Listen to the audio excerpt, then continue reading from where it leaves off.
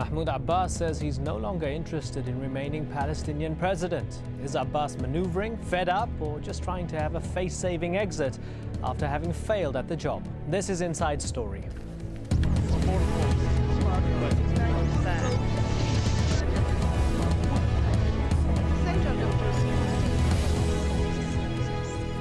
Hello and welcome to the program. I'm Imran Garda. The Palestinian president is being urged to reconsider his decision not to stand for re-election. Mahmoud Abbas announced his intentions from Ramallah last week.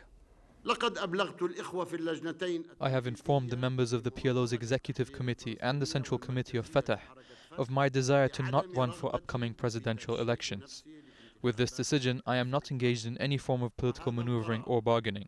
And while I appreciate the positions of the members of both committees, I hope that they understand this desire of mine, in the knowledge that I will be taking further steps in the future. Well, the presidential vote is scheduled for January next year. Hamas has already called the announcement a political move to garner support for Mahmoud Abbas's party, Fatah. Abbas personally came under fire in October after the Palestinian Authority withdrew its backing of the Goldstone report into war crimes committed during the Gaza conflict. That decision led to a delay in signing an accord between Hamas and Fatah.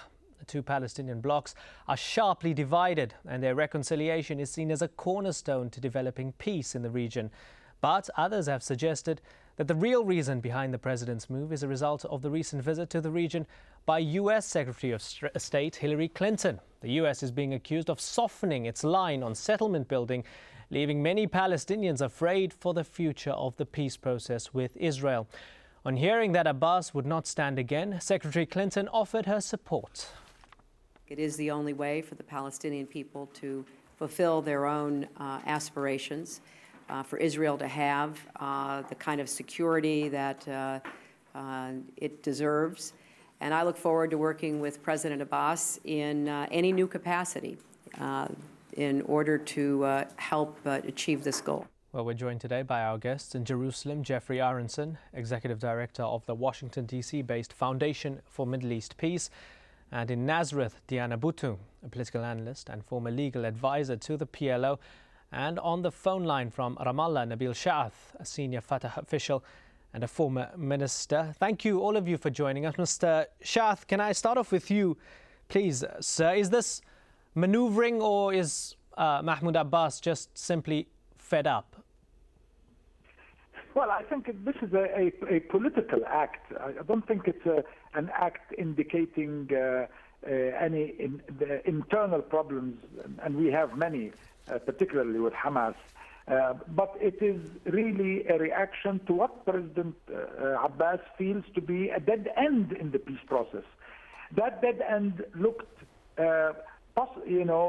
with the possibility of ending it and opening a way to solving the problems when Mr. Obama came into power. When Mr. Obama was elected, he made it clear the centrality of the Palestinian-Israeli problem in resolving all other issues the U.S. is facing in the Middle East.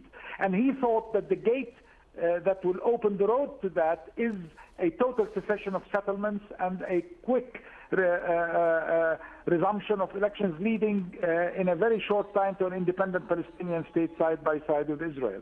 Now, it doesn't look that any of those is possible. Mr. Obama and his people retreated, could not enforce any of his recommendations, and instead they put pressure on us to resume negotiations without a terms of reference we can accept that were going on before this crisis, without any changes on the ground, settlements. There were 6,000 settlers in the beginning of the 90s. Now there are 540,000 settlers in the West Bank. The land is being eaten piece by piece, and he felt he had to make a very clear stand, a very clear political protest against what is going on. And I think that is the way we should understand President Abbas's move. It is frustration and aggravation, but it's in no way an attempt to shirk responsibility, nor just a quick maneuver that will produce very little. You said that it's a political act. I want to maybe pose that to Diana Bhutto. What about that? I mean, could this be a good tactic that by sort of calling their bluff, he gets the US to put more pressure on Israel, he maybe gets Israel to make more tangible concessions towards ending the occupation and paving the way for statehood? I don't think so. I think that in the past there has been a lot of demands placed on the U.S. government to try to change its stance towards Israel, in particular to change its stance towards Israel's ongoing and illegal settlement activity and the various war crimes that it's committed, and yet nothing has seemed to work. So I don't think that coming forward and saying that he is not going to run for election is actually going to change things. Now, it's important to keep in mind that he has not said that he's going to resign. What he has said is that he's not going to put himself forward as a candidate in the upcoming elections. And so I don't think that, I'm not even quite clear that there are going to be upcoming elections. So I'm not entirely certain that this is a political move on his part, but perhaps a recognition that this policy that has gone over time, over the past 16 years, is simply a failed one. And it's now time to change tactics, change gears, and start looking for a real strategy to end Israel's military occupation and not look for the United States to somehow come from above and liberate the Palestinians. That's not going to happen. Well, let's go back to Nabil Shaath before we go to Mr. Aronson to respond to that. Nabil Shaath, as Ms. Bhutto says, is this a result of failed policies and that there's a time now for a new approach? Well, the new approach could be one of two, really. We don't, neither the Palestinians nor the Israelis nor the international community wants to go back to military confrontation. Violence is not really part of any alternatives being considered by the Palestinians. But if really there is no solution, there are other alternatives, such as non-violent struggle, such as treating Israel the way South Africa was treated during apartheid and going really to international support for isolation of Israel. There are many other alternatives that are being suggested. But certainly the only person at this stage who could save the negotiating process is Mr. Obama himself. And there is precedence, by the way. We have precedence during Mr. Begin and Mr. Carter's time. Mr. Carter put real pressure to get the Israelis to withdraw from Sinai, and Mr. Bush, the father, put real pressure to drag Mr. Shamir into the negotiations using the $10 billion loan guarantees, and Mr. Clinton put pressure on Mr. Netanyahu in 1999 to sign the Y River Agreement. I mean, we have incidents in which the United States had to use all its influence to get the Israelis to save the peace process, which is in the interest of the Israelis as much as the Palestinians in the long run. Okay, let's bring in Jeffrey Aronson. Mr. Aronson, how would the U.S. now view its approach towards both the Palestinians and the Israelis after this particular announcement from Mahmoud Abbas? Well, I'm not quite sure that this announcement actually is of concern great enough to force a change in the U.S. policy. The response of the Secretary of State to this news was little more than probably something like a collective yawn. There was no sense of an effort that there was a policy reassessment underway. And if anything, I think the events, not only of the immediate past, but over the past few months, suggest really a failure of the policy of what we have called strengthening Abu Mazen, which has been the keystone of U.S. efforts for quite some time, reaching back into the middle years of the Bush administration. It seems apparent now that this effort to strengthen him, number one, hasn't been pursued with any great effect, either in terms of strengthening him by actual changes in U.S. or international policy, and it hasn't strengthened Abu Mazen in his own ability to take controversial decisions in line with U.S. or perhaps Israeli interests. So I think this leaves U.S. policy and that of the international community and actually the Arab world as well as somewhat of a dead end here. The efforts of the past 15, 16 years seem to be winding down. And again, there doesn't seem to be much of a collective effort to reassess, reorient on the one hand, or do as perhaps some people would like, change U.S. policy in a substantive manner, which would bring Palestinians closer to ending occupation, and in so doing, then strengthen those parties in the Palestinian community, perhaps Abu Mazen foremost among them, who was leading that charge. This effort is nowhere in the recent past, or unfortunately, it seems on the horizon.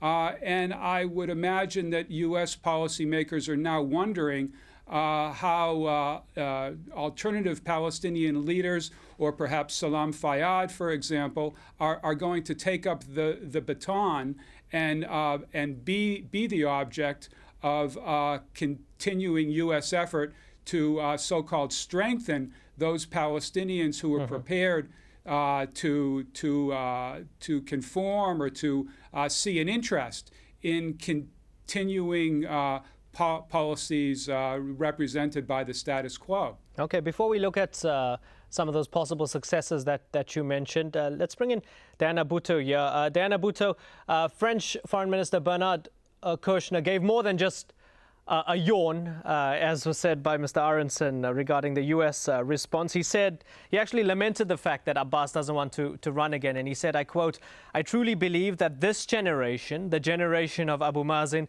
is the one that can bring peace." He doesn't show too much trust in the next generation, does he? How revealing is that backing, that open backing of Abu Mazen by the French foreign minister, Diana? This is precisely the problem, is that we've had so much meddling in Palestinian democratic affairs to the point where it can hardly be said that this is a free and fair democracy any longer. When you have leaders coming forward and espousing that they only support one candidate or another, it means that there really is no freedom or fairness when it comes to Palestinians choosing their own leaders. For me, the real leader is somebody who recognizes that the only way forward is for Palestinians to liberate themselves. And I personally agree with Dr. Schath when he says that the way forward is not violence, but through nonviolent resistance. And so it's this generation, the generation that has lived under a very brutal Israeli military rule, that has a vision that will be the ones that will liberate themselves and will not be dependent upon the United States, the European Union, or any other foreign government for that matter, but recognize instead that the path forward is not by listening to the Americans and to the Europeans and so on and so forth, but to take matters into our own hands. And so when I hear leaders such as Bernard Kouchner and others, I understand that they like President Abbas, but really what they should be doing is, rather than trying to cling to an old failed process, they should instead be trying to cultivate these new processes. They should be going out and supporting the boycott and the divestment and the sanctions movement. They should be supporting nonviolent resistance rather than wagging their fingers at it. They should be supporting a newer, younger leadership, one that has actually lived under Israeli military rule and knows the way forward and knows how to live in peace side by side with their neighbors throughout the region. So it's I think that instead of meddling, they should instead start looking to really supporting Palestinian democracy rather than trying to impose a form of dictatorship, which is not to say we have one yet, but this is the path that unfortunately I see that the Europeans want us to go on. Nabil Shaath, Ms. Bhutto states a very strong case, doesn't she? I mean, here's a man, Abbas, who's made concession after concession to Israeli demands and demands of global powers like the United States, like the European Union, yet seemingly nothing has come of it. Is there not going to be now a trend amongst young Palestinians, the new generation, who may feel that negotiations have taken them nowhere, that the first priority should be resistance in whatever form, maybe not necessarily violent, rather than being bullied and dictated to by others, Mr. Shaath? No, I do agree very much, and I think this has become part now of the accepted political program of Fatah that was passed during the 6th Congress of Fatah last August in Bethlehem, that our road is that of peaceful popular resistance inside against the wall, the settlements, the de-Arabization of Jerusalem and the siege of Gaza, and pursuing Israel internationally for what South Africans have done to their apartheid regime. And I think this is the policy that will have to be followed. Now the world can make this easier or can make it very difficult. Remember that South Africa's regime was eventually boycotted by all the countries of the world, while Israel, despite all its crimes and its violation of international law and international humanitarian law, rarely faces any sanctions. And the United States is still, and Europe are still ready to veto any resolution that comes to the Security Council that in one way or another wants to take Israel responsibility and to really face Israel's violations. The difference here between South Africa and Palestine are very obvious, and yet we have to really pursue our nonviolent struggle. This is the only thing available to us. Let's bring in Mr. Aronson and talk about possible successes. There is a leadership vacuum, it would seem. Those January elections, as Ms. Bhutto said, are not guaranteed anyway. But despite that, Abbas made the announcement. So obviously this opens the door to leadership for others. Who are the contenders, Mr. Aronson? Well, again, I think it's far too soon to name people as contending for a position which I wouldn't wish on anyone, and I don't assume there are many people lining up to take the place of Abu Mazen these days. I think Diana is correct that the prospect of elections in the West Bank and Gaza is far off.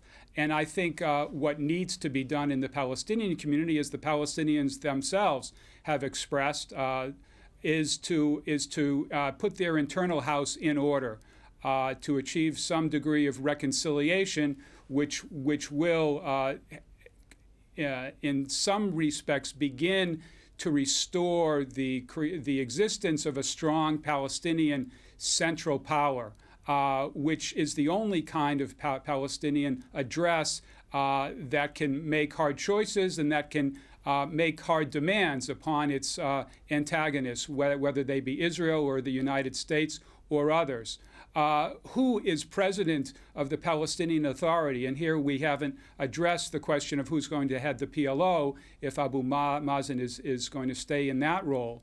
Is less important today than the requirement and the challenge to create a strong Palestinian negotiating presence that can conduct an independent policy and that will ask for more than favors from its antagonists and be able to, under ideal circumstances, impose its agenda to some degree on the others around the table and be an agent of change rather than the object. This is the real challenge facing Palestinians today, I think. I'm glad you mentioned the issue of reconciliation, because no debate regarding the Palestinians, no discussion about the Palestinians is complete without mentioning Hamas. Khalid Mashal, the political leader of Hamas, actually had a few things to say after Mahmoud Abbas's statement. Let's listen to them. The resignation or not standing for the elections, he thought, may cause embarrassment for some regional and international parties. From what we saw, it didn't. We saw Hillary Clinton and the Americans acting as if nothing has happened. They will deal with the new facts, faces, and labels. For any Palestinian leader who insists on Jerusalem, the right of return, the territories, even if they were the territories on the 67 borders, and ending the settlements, should know that the way to achieve that is not through negotiations or counting on the Americans, but through resistance and national unity. I think it's appropriate to go to Nabil Shaath for his reaction there. Khalid Mishal, Mr. Shaath, basically saying that if this was a political protest from Mahmoud Abbas, it was pretty useless because nobody was listening. Well, I'm not so sure nobody was listening, but nobody wants to make himself the target of what seemed to be any pressure created by the resignation of Abu Mazen. And the American and the Israeli reactions are based on their assessment that his resignation has to do with attempts that they change their policy, and they are not about to change their policy. I don't think Abu Mazen meant it in such a short-end maneuver.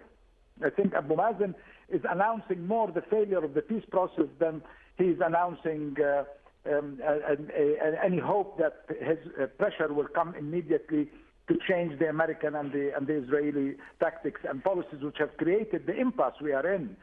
I don't think this is the time to look for successors of Mr. Abu Mazen. And I agree with Mr. Aronson that what is needed now is to establish unity within the Palestinian ranks and empowerment, really, inside. But isn't the question that somebody else might be able to establish unity rather than Mahmoud Abbas? Somebody else might do the job better. Well, that is, if we are Democrats, that should be really left to the Palestinian people to decide whether Mahmoud Abbas can do it or the new elected person can do it. But certainly no Palestinian is rushing today to announce candidacy in respect to Abu Mazen's motives for that resignation. His motive is really very close to the motives of Yasser Arafat. I will not surrender Jerusalem and the right of the Palestinians. And I think that's what he said. Mm-hmm. And at that juncture, I'm sure very, very few Palestinians would find it appropriate to tell him, okay, goodbye, we are contenders for your job. Let's bring in Diana Bhuttu in Nazareth. Diana, Hamas is so far uninterested in these elections, but don't you think that if Hamas plays its cards right, it could actually win the presidency in January if it takes part? It could, but the question is, what is it that they're going to do? For me as a Palestinian, I'm tired of the slogans. I'm tired of hearing people say that they're not going to give up on Jerusalem. I'm tired of people saying that they're not going to give up on the refugees. That's one part of it. The other part of it is, what are they going to do for the refugees? What are they going to do about Jerusalem? What actions are they going to take to stop the Judaization of Jerusalem? What actions are they going to take to stop the wall? What actions are they going to take to stop the settlement activity? This is the platform that I want to hear from any party, any candidate, any person who comes forward. It's not simply the slogans of what they reject, but what are the policies going to be that they accept? And I don't believe that the way forward is going to be negotiations. I differ with Mr. Aronson on that point. Instead, I believe very strongly that not only is Palestinian unity required on a political level, but it's also required on a strategic level. What is it that we as Palestinians are going to do to liberate our nation? That is, I think, the more important issue, rather than simply putting forward different candidates, whether it's Hamas or Fatah or whoever. I really want to hear a platform and not simply a slogan. I want to see actions and not simply somebody wagging their finger at me. All right, ladies and gentlemen, it's been a fascinating discussion, a really good debate, educational for me. Thank you very much, all of you, Nabil Shaath, Diana Bhuttu and Jeffrey Aronson. It's been a pleasure hearing your thoughts. And thank you so much, the viewer, for joining us here on this edition of Inside Story. As always, we welcome your comments, your suggestions, even your questions. You can email them to us at insidestory@aljazeera.net. Bye-bye for now.